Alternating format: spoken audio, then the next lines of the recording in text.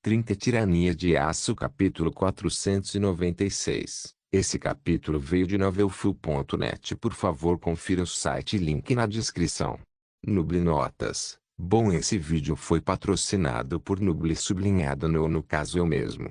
Dentro do Palácio Real de Kufstein, em seu grande salão, estavam vários líderes proeminentes da Europa Central.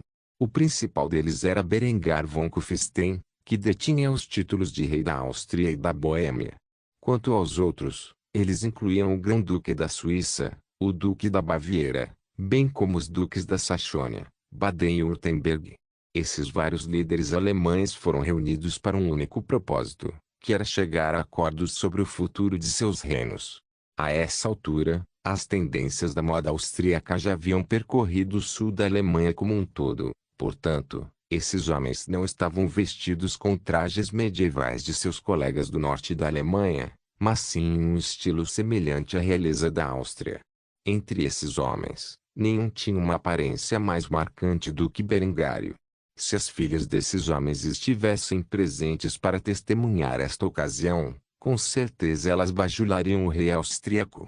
Berengar, no entanto, estava interessado em quem ostentava a melhor moda, mas sim nas sérias ramificações políticas que este encontro teria no mundo ocidental como um todo. Assim, enquanto os duques discutiam entre si, ele recuou e bebeu de seu cálice. Ouvir cada uma das suas preocupações. Isso é culpa sua, Dieger, você se curvando diante de Berengar zombando de nossa aliança. Se não fosse pelo fato de estarmos permanentemente na lista de merda de Atman por ficar do seu lado, nem estaríamos aqui. Berengário apenas zombou quando ouviu essas palavras sendo ditas pelo Duque da Saxônia. Eram palavras ousadas para um homem que compartilhava a fronteira com a Áustria. No momento em que o homem viu desgosto no rosto de Berengário, sentiu um arrepio na espinha e tentou recuar em sua declaração. Isso não quer dizer que o rei da Áustria não seja digno de servir, mas suas ações cuspiram em face do sacrifício que milhares de nossos homens fizeram no campo de batalha nos últimos anos. O jovem rei da Áustria não se preocupou em responder a este comentário. Em vez disso, ele permitiu que seu mais novo animal de estimação o fizesse. Dieger estava mais do que disposto a defender suas ações e rapidamente informou a seus ex-aliados o motivo pelo qual se ajoelhou diante da coroa austríaca. Olha ao seu redor, Sivert, seu velho tolo. Enquanto lutamos por um título sem sentido, o rei Berengário elevou seu status além de qualquer rei comum. Você viu as maravilhas tecnológicas que são comuns nesta terra. Você viu as armas do exército austríaco empunha os navios que compõem sua marinha. Você honestamente acha que temos chance de derrotar este poderoso reino? Só há uma solução para esta guerra mesquinha por uma coroa inexistente. Ajoelhe-se diante de Berengário e proclame o verdadeiro rei da Alemanha. O que a linhagem importa quando confrontada com um poder avassalador? Se vocês, tolos teimosos, não se submeterem à coroa da Áustria como eu, garanto-lhes, apenas sangue e morte aguardam suas terras. Berengar ergueu a sobrancelha ao ouvir este último ponto, embora tivesse ganhando a reputação de conquistador totalmente implacável. Seus planos para a Alemanha, caso fosse necessário unificá-la pela força, eram na verdade bastante indulgentes não apenas com seus exércitos, mas principalmente seu povo. Para Berengário, o povo alemão era seu povo, e ele não desejava derramar mais sangue do que o necessário para uni-los sob uma bandeira. Apesar de suas verdadeiras intenções, ele não deixou claro, pois o discurso de Dieger estava influenciando os homens que se reuniram em Kufstein. Os 3 duques aqui presentes, que ainda não haviam se submetido a Berengário, perceberam exatamente o que o futuro implicava. Com isso em mente, o Duque de Baden finalmente quebrou o silêncio antes de fazer uma pergunta a Berengário. Desculpe-me se estou deslocado, Majestade, mas não posso mais guardar minha curiosidade para mim mesmo. Se me permitir fazer uma pergunta simples, ficarei muito honrado. Os outros duques olharam para o orgulhoso Duque de Baden com admiração. Esse homem era realmente o Duque que todos conheciam? Nunca no passado ele respondera com tanto respeito diante da autoridade e, no entanto, Aqui agora ele estava praticamente rastejando aos pés de Berengário.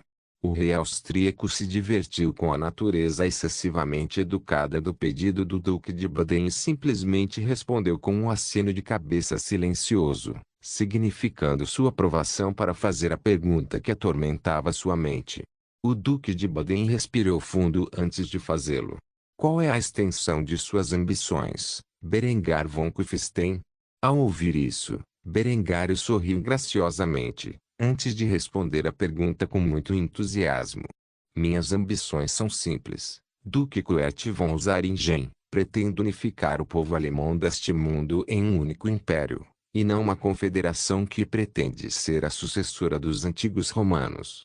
Não, pretendo criar um império alemão, aquele cujo poder e influência se estenderão a todos os cantos deste mundo. Não se engane, senhores, eu tenho a capacidade de fazer isso e não vou parar por nada para alcançar meus objetivos. Estou bem ciente de que o bastardo de Luxemburgo planeja lutar contra mim até seu último suspiro, e se esse é seu desejo, então que assim seja. Entendo que ganhei a reputação de ser implacável com meus inimigos. Claro, isso não significa que eu não tenha nenhuma forma de generosidade para com aqueles que me apoiam no fundo de seus corações. Chegou a hora de cada líder do mundo alemão tomar sua decisão. Você se ajoelha diante do poder da coroa austríaca e reconhece a mim e a minha dinastia como soberanos sobre todos os alemães? Ou você vai escolher a morte? Essas são as duas únicas opções disponíveis para todos vocês. Não se sinta pressionado a dobrar o joelho para mim se não quiser. Como convidados em meu reino, vocês terão passagem segura de volta para seus reinos. No entanto, se você sair daqui neste dia sem se curvar diante de mim, assumirei que você fez sua escolha aí. Da próxima vez que nos encontrarmos, não serei tão misericordioso. Apesar de ele dizer o contrário, havia uma forte pressão na atmosfera. O brilho assassino no único olho-são de Berengário praticamente fez com que os três duques sufocassem sob o jugo de sua tirania. Dieger havia feito uma observação válida anteriormente. Depois de testemunhar uma exibição das armas da Áustria no início do dia, nenhum único homem nesta sala estava confiante em derrotar Berengar. Na verdade, eles começaram a duvidar seriamente da capacidade da cristandade como um todo para derrotar o exército real austríaco. Agora eles foram instruídos a fazer uma escolha: ajoelhar-se diante de outro homem ou morrer. Embora Berengário lhes tivesse garantido uma passagem segura de volta para suas casas, eles sabiam que era apenas uma questão de tempo até que os exércitos austríacos invadissem suas terras como uma horda voraz de gafanhotos. Diante de tais opções, apenas um tolo escolheria a morte. Assim, os três duques do sul e leste da Alemanha, que ainda não haviam jurado servir a Berengário, ajoelharam-se diante do rei austríaco como se fosse a coisa mais natural a se fazer. Não apenas eles, mas também os outros que juraram fidelidade a Berengário mais uma vez se ajoelharam e repetiram o voto de vassalagem. Estar cercado por tantos nobres poderosos, jurando fidelidade a ele, trouxe uma sensação de euforia a Berengário. Quando terminaram, um sorriso cruel se espalhou pelos lábios de Berengário enquanto ele proferiu as palavras que mudariam o status desses homens e suas famílias para o resto da história. Todos vocês aqui hoje, exceto um, se ajoelharam diante de mim como um duque. Sob o poder concedido a mim como rei da Áustria, eu concedo a vocês permissão para ascender como grão-duques de seus respectivos reinos. Os vários homens se entreolharam em choque, embora fosse apenas uma mudança de título. Para se tornarem conhecidos como grão-duques elevaram sua posição a de monarcas, em vez de apenas mera alta nobreza. No entanto, a próxima declaração de Berengário depois que eles se levantaram os surpreendeu ainda mais. Hoje marca uma grande ocasião que certamente será lembrada até o fim dos tempos. Hoje, eu, o rei Berengário von Kufstein, na presença de meus maiores vassalos, anúncio a formação da Confederação da Alemanha do Sul, a ser presidida perpetuamente por o Reino da Áustria e a dinastia von Kufstein. Como membros desta confederação, concedo-lhes o privilégio de introduzir as inovações tecnológicas que fizeram da Áustria o maior reino do mundo. Quanto mais você provar sua lealdade a mim e à minha casa, mais você será recompensado a esse respeito. Sirva-me bem, e você verá sua riqueza e poder subir a novas alturas. Traia a mim e aos homens ao seu lado, e você deve esperar a mais feroz das retaliações. Posso considerar apenas a sua morte de sua casa um preço adequado para tal traição. Lembre-se bem, senhores, vocês escolheram se juntar a mim em uma jornada vitalícia para ver o estabelecimento de um grande império alemão, e agora que juraram lealdade a mim e à minha casa, espero que cumpram suas obrigações. Agora tenho certeza de que todos vocês têm seus negócios, que devem ser resolvidos agora que você jurou servir a mim. Vocês são livres para voltar para suas casas como grão-duques, com todo o prestígio que acompanha um título tão elevado. Espero ver grandes reformas sendo instituídas em seus reinos nos próximos meses. Qualquer dúvida, sabe onde me encontrar. Até nos encontrarmos novamente, senhores. Depois de dizer isso, Berengário ergueu seu cálice no ar e tomou um gole de vinho antes de partir do grande salão de seu palácio, deixando os recém-criados grão-duques da Confederação da Alemanha do Sul sozinhos em um estado de excitação e desespero. Embora eles tenham subido na nobre hierarquia e obtido acesso a alguns dos segredos da Áustria, no final das contas, eles juraram a si mesmos, sua família e seu povo ao serviço de um tirano.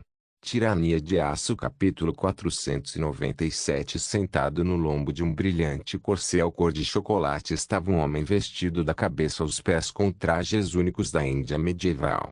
Este homem se chamava Ivar Tomar e era filho do atual regente do Império Nagpur, que fica no canto noroeste do subcontinente indiano.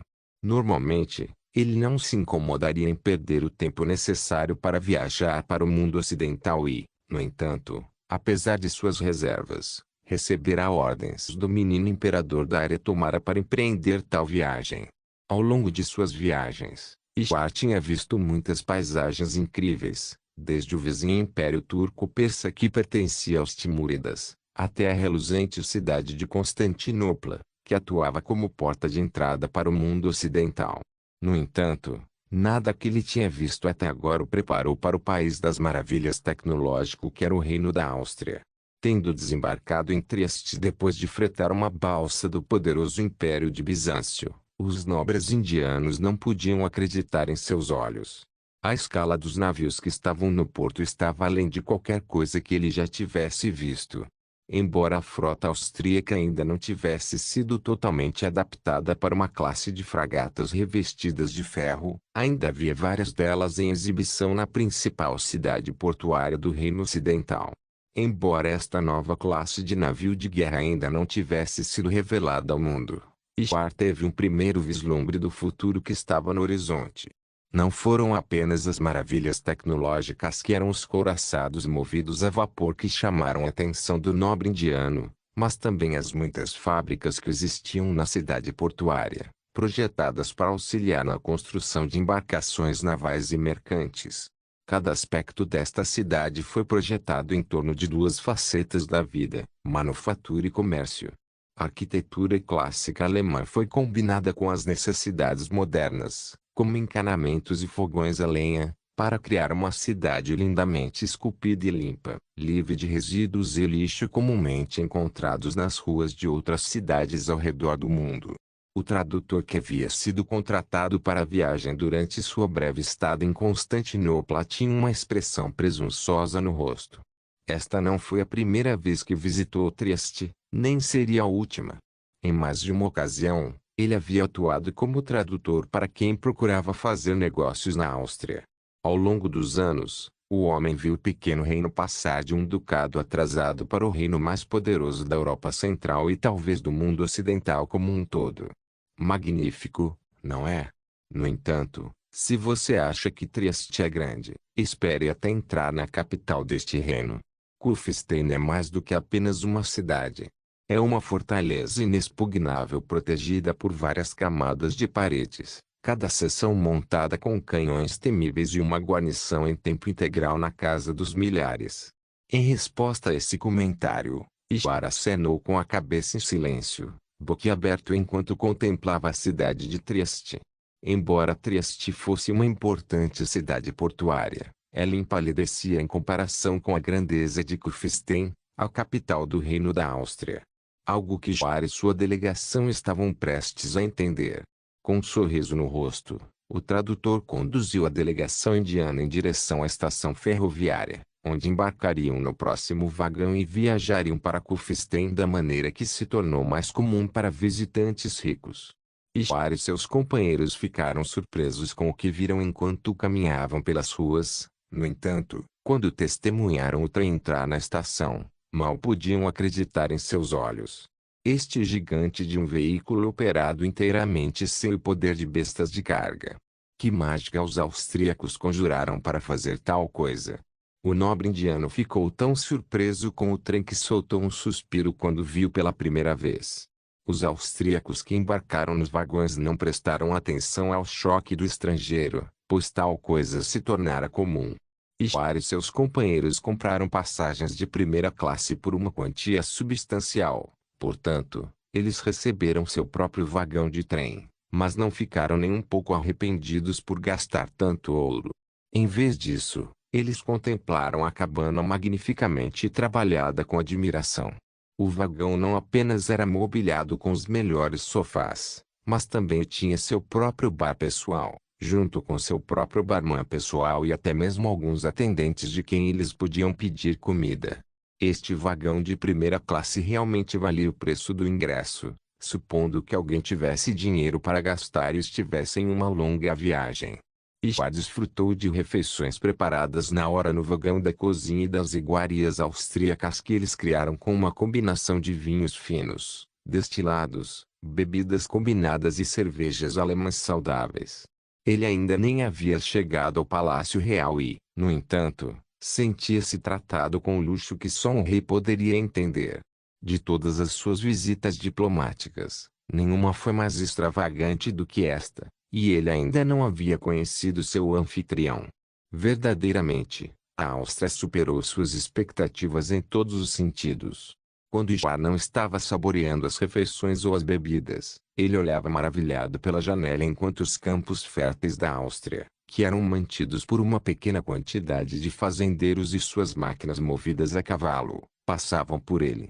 Mesmo depois de entrar nos Alpes, a agricultura mecanizada do Reino da Áustria continuou a exibir seu domínio.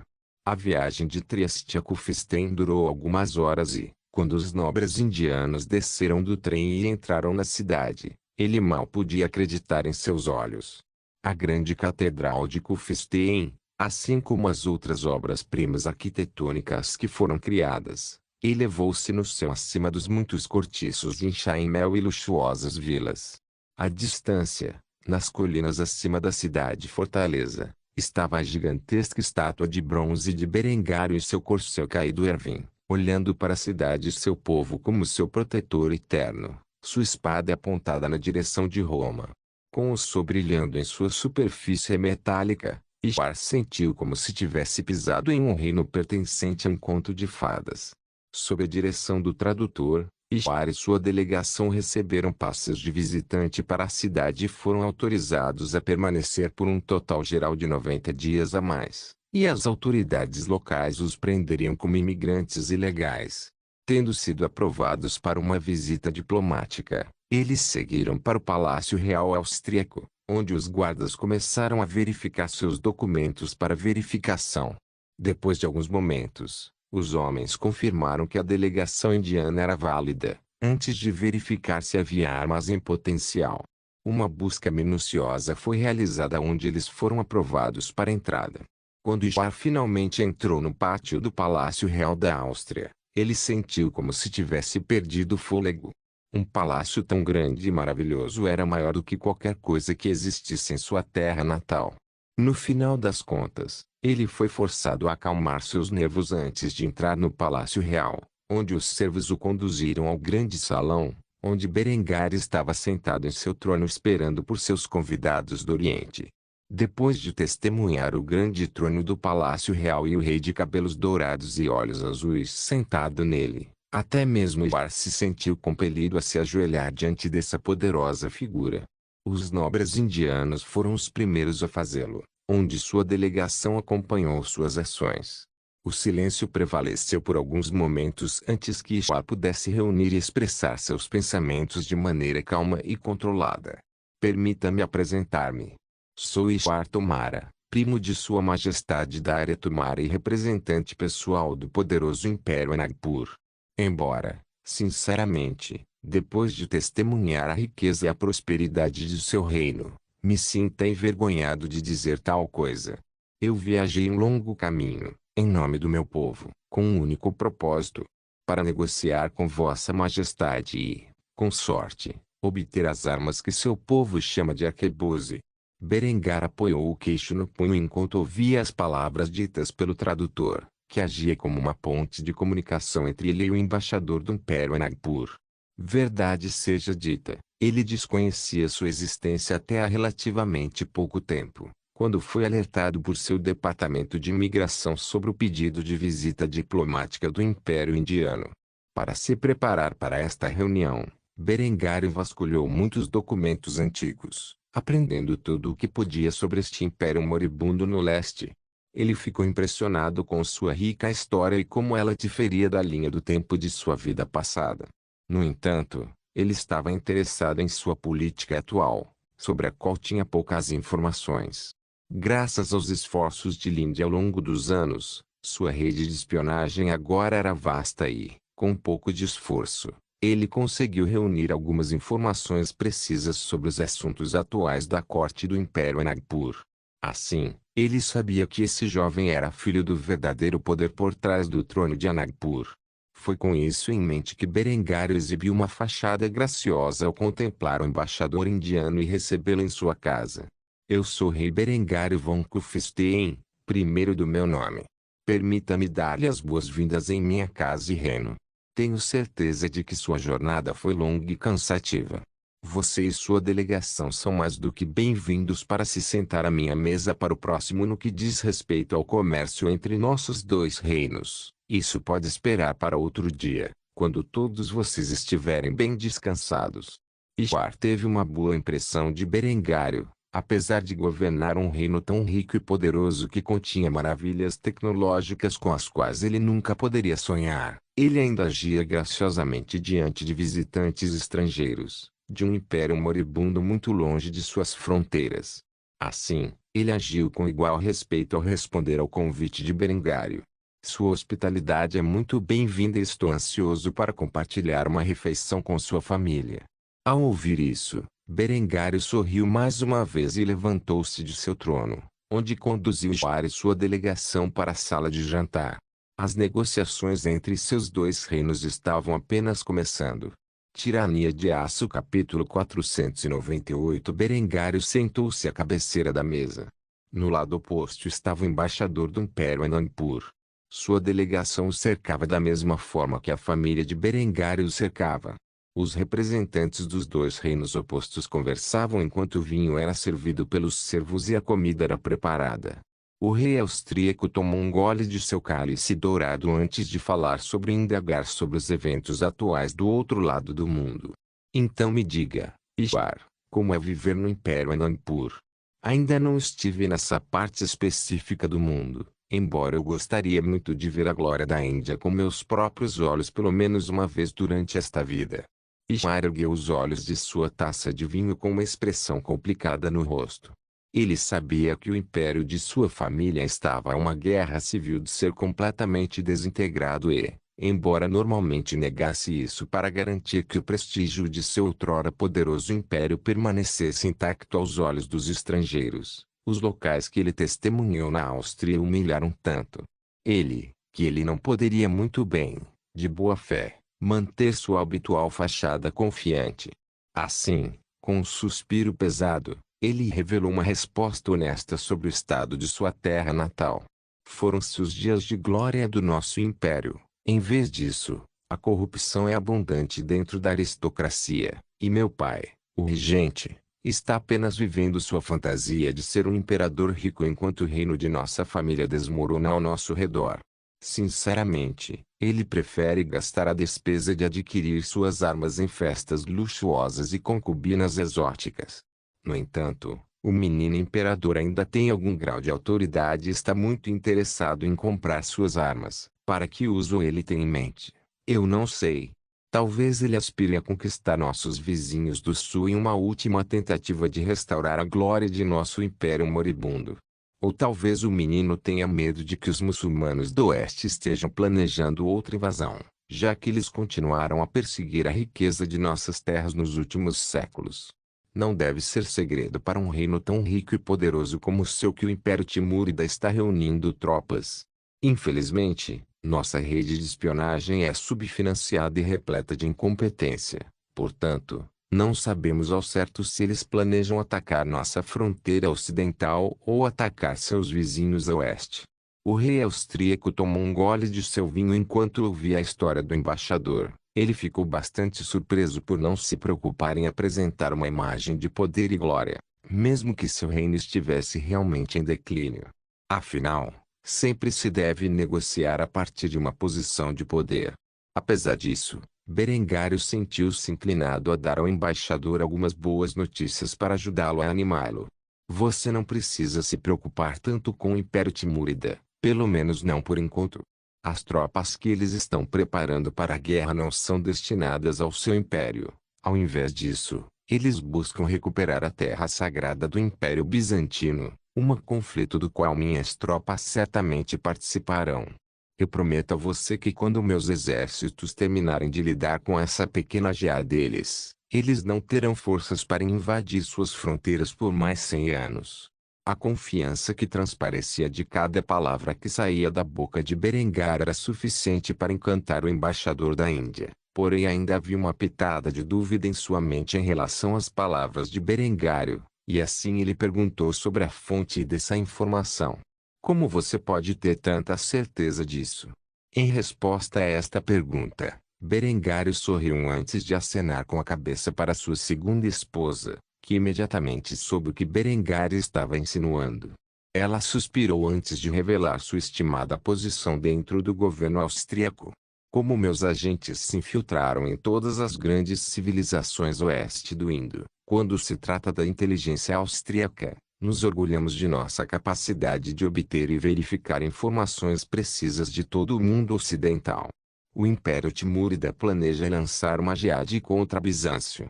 Ao fazer isso, eles planejam trazer o poder dos sultanatos mamelucos e jalaíridas para o seu lado enquanto fazem uma última tentativa de recuperar a terra sagrada do Império Ortodoxo. Ishar ficou chocado ao ouvir não apenas o rei da Áustria, mas sua rainha estar tão confiante em sua capacidade de prever com precisão os movimentos de seus inimigos. Embora houvesse uma frase específica que chamou sua atenção. Assim, ele pediu esclarecimentos sobre isso. Última tentativa. Como você sabe que esta será sua última tentativa? Ao ouvir essa pergunta, Berengário e Linde começaram a rir. Depois de alguns momentos, Berengar girou o vinho em seu copo antes de deixar clara sua posição sobre o jihad. Quando eu terminar com o mundo muçulmano, eles nunca mais ousarão marchar sobre o mundo ocidental. O preço de sua arrogância será pago com o sangue de milhões de pessoas. Eles entenderão o domínio da Áustria e seus aliados, ou eles enfrentarão a extinção. O povo alemão não tem paciência para suportar séculos de guerra amarga simplesmente porque a fé do sarraceno dita que todos devem se curvar diante de seu Deus.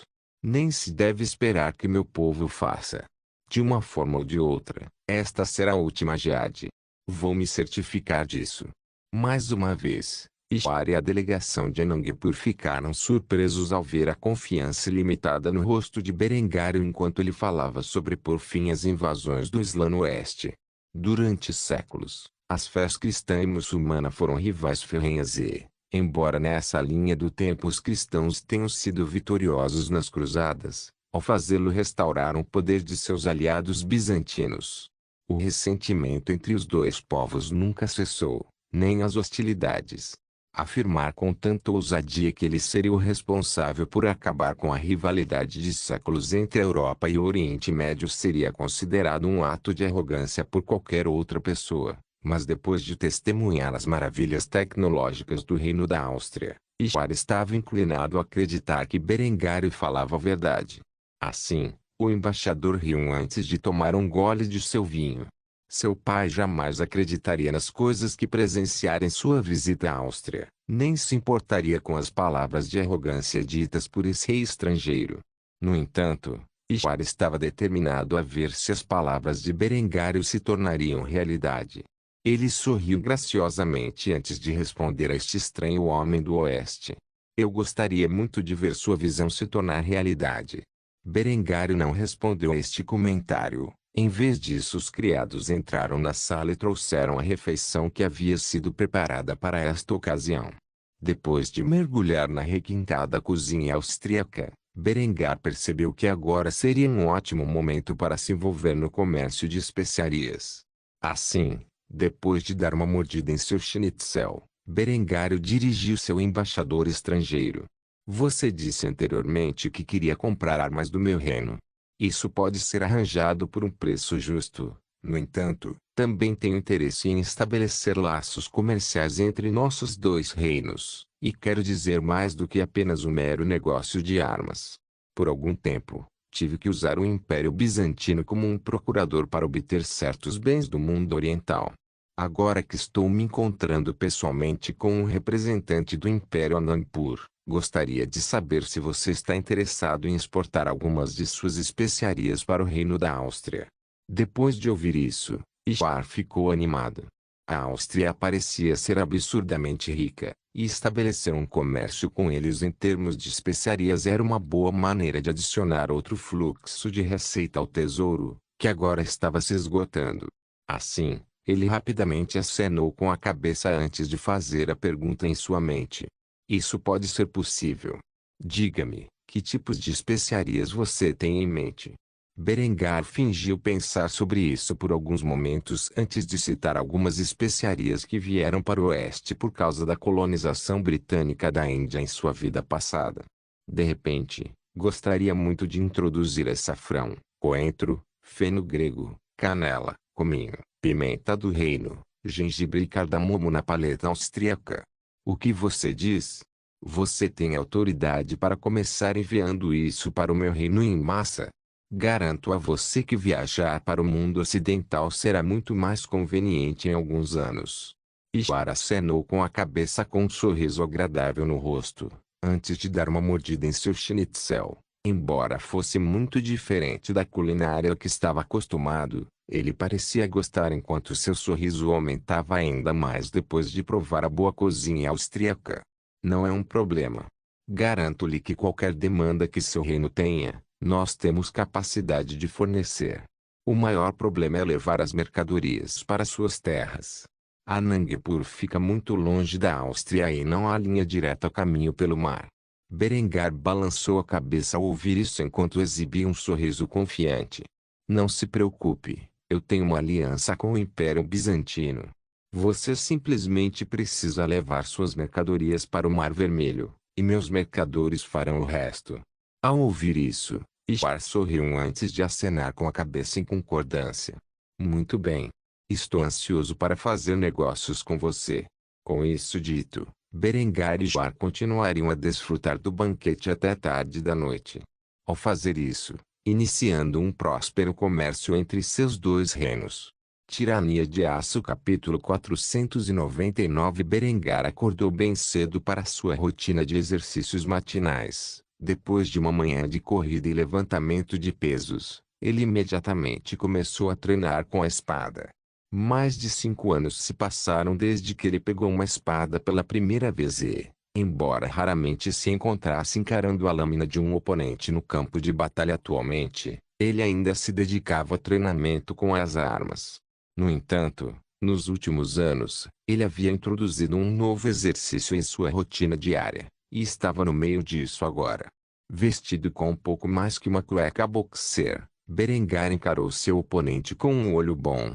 Os dois homens seminus estavam a vários metros de distância, o que Berengar aproveitou para diminuir a distância e cair sobre um joelho.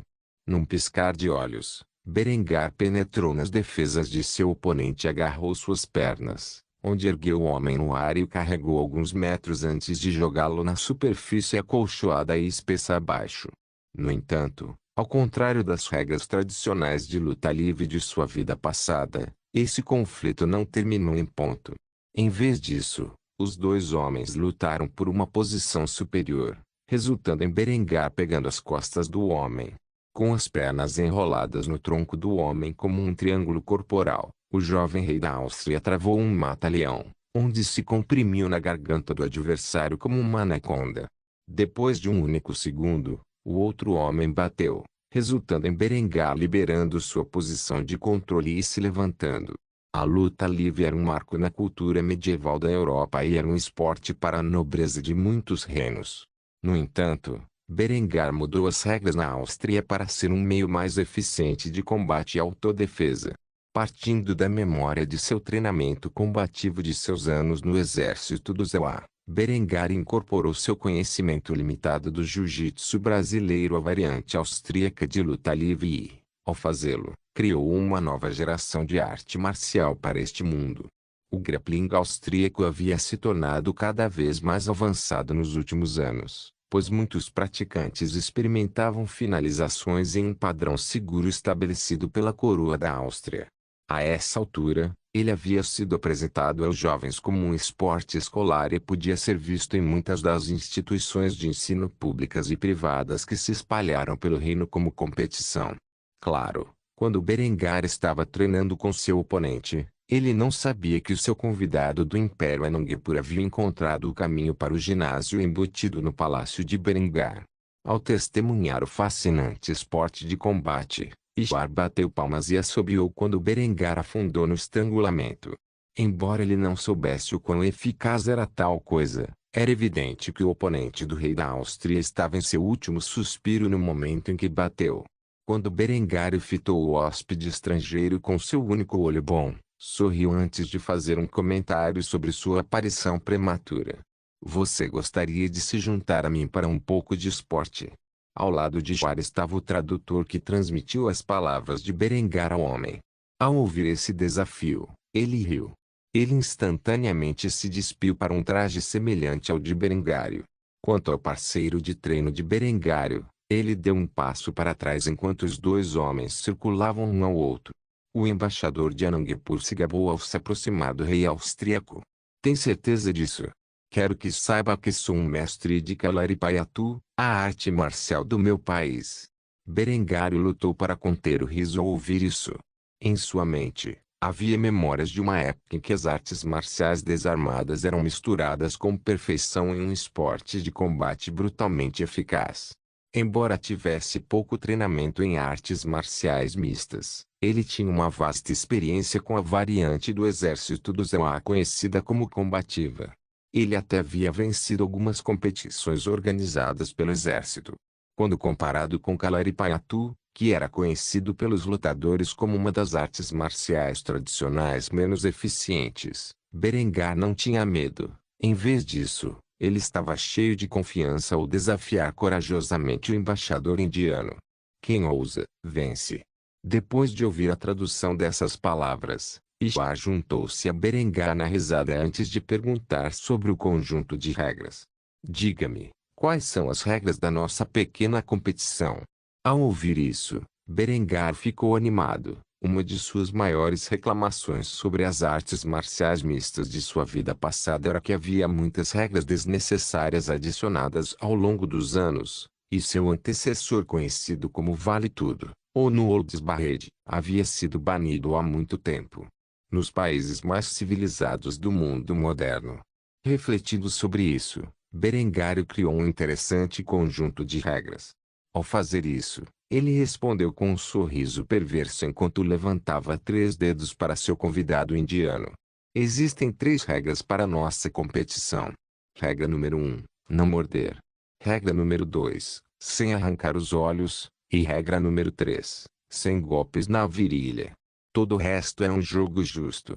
O vencedor será determinado por nocaute, finalização ou se um lutador não é mais capaz de se defender de forma inteligente. Quanto ao árbitro, meu sparringer que servirá de testemunha. Ishwar sorriu e acenou com a cabeça concordando com esses termos, antes de se gabar mais uma vez. Muito bem, prepare-se para ser derrotado. O embaixador indiano imediatamente saltou para um chute chamativo enquanto Berengar apenas sorria antes de agarrar a perna do homem e derrubá-lo de costas com uma varredura. Em vez de seguir para matar. Em vez disso, Berengário decidiu se divertir um pouco com sua presa. Ele deu um passo para trás e assumiu uma guarda alta enquanto enfiava o queixo no pescoço. Ishwar imediatamente se limpou. Ele não tinha mais um sorriso arrogante no rosto. Em vez disso, ele ficou bastante furioso porque seu ataque não atingiu o sucesso que ele esperava. Ele avançou em direção a Berengar antes de dar alguns socos, que o rei austríaco rapidamente defendeu antes de contra-atacar com um jab, um gancho de direita e um chute na perna, que instantaneamente fez o homem tropeçar. Berengar não conteve seus golpes, e um chute de perna cruel foi bastante debilitante para os não iniciados. Felizmente para Ishwar, Berengar era um amador no kickboxing. Assim, seus golpes não continham a quantidade de força que um kickboxer mais experiente usaria. Ainda assim, foi mais do que Ishwar esperava. O homem rapidamente tentou se levantar, porém, infelizmente para ele, enquanto se levantava, Berengar agarrou a parte de trás de sua cabeça e a puxou com uma joelhada selvagem na testa, derrubando no chão em um estado atordoado. Berengário não foi tão misericordioso desta vez, e imediatamente passou pela guarda do homem antes de colocar uma joelhada em sua barriga, onde acertou uma série de golpes poderosos na cabeça do homem. Seus nossos dedos e cotovelos nus bateram no rosto do embaixador de Anandpur, cada um mais cruel que o anterior, até que finalmente o homem não foi mais capaz de se defender. Quando isso ficou claro para o árbitro, ele puxou Berengar de seu oponente, sinalizando sua vitória. O rei austríaco levantou-se de sua posição ajoelhado e estendeu a mão para apoiar o homem cujo rosto ele espancara até sangrar. Depois de recuperar sua clareza, Ishwar aceitou a bondade de Berengar e foi posto de pé. Ele ficou menos indignado do que Berengar esperava inicialmente e, em vez disso, tinha um sorriso estúpido no rosto quando perguntou a Berengar sobre as habilidades que ele havia usado para vencê-lo. O que foi isso agora? Era como se as técnicas desarmadas do meu império fossem totalmente inúteis. Berengário riu ao ouvir isso antes de informar o homem sobre o que ele havia usado para espancá-lo. Austríaco grappling e kickboxing. Quando combinados, é possivelmente a forma mais eficiente de combate desarmado neste mundo. Berengar não estava mentindo, embora tivesse um conhecimento limitado de artes marciais. Havia muitos gênios marciais em seu país que ficavam felizes em serem pagos para espancar outros homens. Assim, após a introdução do grappling austríaco, que era uma mistura do tradicional wrestling europeu e do jiu-jitsu brasileiro, além do kickboxing austríaco, que tinha regras semelhantes às de Letway, também conhecido como kickboxing birmanês em sua vida passada. Os vários artistas marciais de seu reino trabalharam incansavelmente para melhorar as técnicas rudimentares que seu rei os havia apresentado. Com ênfase na praticidade, ao invés da tradição, os últimos anos causaram um crescimento explosivo nas artes marciais. Não demoraria muito para que uma arte marcial mista verdadeiramente eficaz, como o antigo Pancration grego, ressurgissem no coração da Europa. Ishwar limpou o sangue do nariz antes de fazer a Berengar a pergunta que estava em sua mente. Você pode me ensinar? Em resposta a isso, Berengário suspirou e balançou a cabeça. Receio não ter tempo suficiente para ensiná-lo. Isso fez com que uma expressão de desânimo aparecesse no rosto do embaixador indiano até que ele ouviu as próximas palavras de Berengar. Mas eu conheço alguém que pode. Berengar mais tarde apresentaria para uma das academias de artes marciais austríacas que surgiram na cidade de Kufstein nos últimos anos. Combate. Tirania de Aço capítulo 500. Tendo lutado ao máximo, Berengar e o embaixador do Império Angapur se retiraram do ginásio. Berengar tomou banho em sua suíte real, e Ishwar o fez no banheiro anexo a seu quarto. Depois de limpar o suor e o sangue de seus corpos, eles retornaram ao grande salão, onde Berengário sorriu ao ver o embaixador, onde expôs os planos que tinha para o dia. Você disse que estava interessado em comprar armas do meu reino, Bem, hoje vamos pegar o trem para Innsbruck, que é onde fabricamos a maioria das armas disponíveis para exportação para reinos estrangeiros. Não será uma viagem longa, portanto, não há necessidade de embalar provisões. Devemos estar de volta a Kufstein na hora do jantar. Depois que o tradutor transmitiu os pensamentos de Berengar ao embaixador, ele sorriu e acenou com a cabeça antes de aceitar a gentileza de Berengário. Muito bem, mostre o caminho. O rei austríaco conduziu seu convidado até a estação ferroviária, onde embarcaram no trem particular de passageiros reservado para a família real. Berengar fez de tudo para garantir que sua família tivesse espaço suficiente para comer, brincar, dormir e tomar banho em qualquer longa jornada que pudessem fazer pelo futuro Império Alemão. Todo esse trem não era apenas 100% dedicado à família real e os servos que eles levavam com eles, mas também era totalmente blindado para proteger contra uma variedade de ameaças, incluindo as mais modernas armas leves austríacas. Apesar de ser blindado, de longe não parecia um veículo blindado. Na verdade, parecia quase exatamente igual a um trem de passageiros padrão, tornando difícil identificar em qual trem a família real estava em um determinado momento. Depois de entrar no veículo, Ishar ficou surpreso ao ver que eles decoravam o interior de maneira ainda mais extravagante do que o vagão de trem de primeira classe que ele havia levado para Kufstein apenas um dia antes. Na verdade, pode-se afirmar que era um palácio móvel, com as despesas que Berengar gastou para garantir que sua família viajasse com luxo. Quando Berengar viu a expressão boquiaberta do homem, ele simplesmente riu antes de se sentar em um sofá de veludo preto. No momento em que ele fez isso, uma bela e jovem criada apareceu ao seu lado e entregou uma taça de vinho. Berengar sorriu e aceitou o álcool graciosamente. Obrigado, boneca. Depois de dizer isso, Ishar sentou-se ao lado dele e pegou um copo para si. O rei da Áustria e o embaixador do Império de Anhangpur conversaram um pouco enquanto continuavam sua jornada para Innsbruck. Considerando que Kufstein também estava dentro dos Alpes tiroleses, não demorou muito para que os dois chegassem ao seu destino. Ao descer do trem real, o irmão mais velho de Linde, Leutbert, que era a autoridade governante da cidade, imediatamente cumprimentou Berengar e seu convidado. Saudações, Majestade. Já faz muito tempo desde que você esteve na casa de meus ancestrais. Acredito que a última vez que você nos agraciou com sua presença, você abriu um buraco nas paredes de minha cidade com seus canhões. Berengar riu ao ouvir esta resposta. Era verdade. Fazia muitos anos desde que ele visitou a cidade que já foi a capital do Tirol. Ishar olhou para os dois homens confuso. Ele não tinha ideia da história recente pela qual a região da Áustria havia passado, ou quão rápida foi a ascensão de Berengar ao poder. Os anos foram gentis com Leutbert. Como governante de uma das cidades industriais mais proeminentes do reino, o filho pródigo do falecido Conde Lothar recebeu muita riqueza e prosperidade por vários meios, como aluguel de propriedades pertencentes à sua família e abertura de seus próprios negócios, que agora dominavam o país. Vários setores.